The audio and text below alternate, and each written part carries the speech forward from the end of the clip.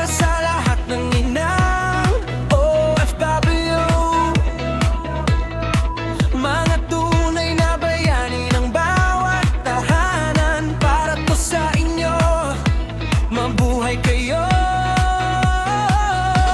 Maagang gumigising, luha ang baon, ngiti sa pamilya kahit mabigat ang panahon. Bitbit ang pangarap, aalis na puno ng pag-asa, iniwan ang anak para sa kinabukasan nila. Hindi madali ang maging malayo sa tahanan, Pasko't kaarawan, larawan lang ang kasama. Sa bawat overtime, bawat patak ng pawis, pangarap ng pamilya ang lagi mong iniisip.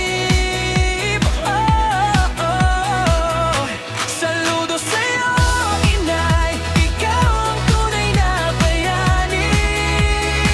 Kahit pagod at may sakit ka, patuloy kang bumabangon palagi.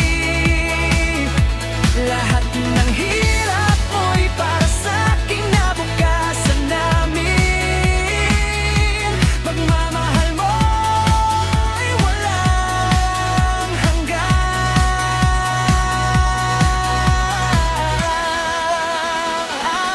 Habang kami natutulog, ikaw ay nagtatrabaho para may baon kami at may pangarap na mabuo. Minsan ikaw ay umiyak kapag walang nakakakita, pero bumabangon muli dahil pamilya ang lakas mo. Hindi mo man kami mayakap sa bawat oras dahil malayo ka sa amin. Ramdam namin ang pagmamahal sa bawat pinapadala mo. Hindi lang pera ang ibinibigay mong handong, kundi pag-asang balang araw ay makaangat sa buhay. Salamat, inay.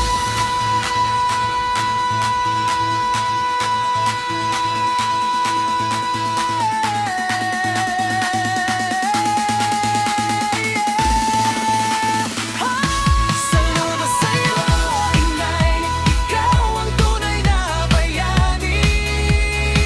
Kahit pagod at may sakit ka, patuloy kang bumabangon palagi. Lahat ng hirap mo'y para sa kinabukasan namin. Pagmamahal mo'y walang hanggan. Darating ang araw, hindi ka na lalayo. Kami naman ang magsasabi, inay, magpahinga ka na. Lahat ng sakripisyo mo'y hindi masasayang,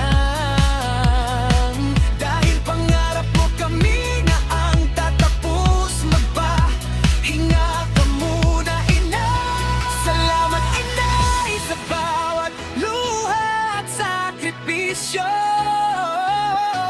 Ikaw ang dahilan kung bakit hindi kami sumuko. Balang araw kami naman ang mag-aangat sa'yo, at ibabalik ang lahat ng pagod at pagmamahal mo.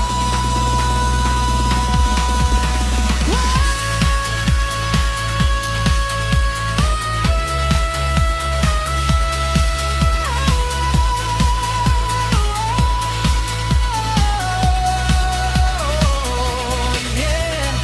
Para sa lahat ng inang OFW,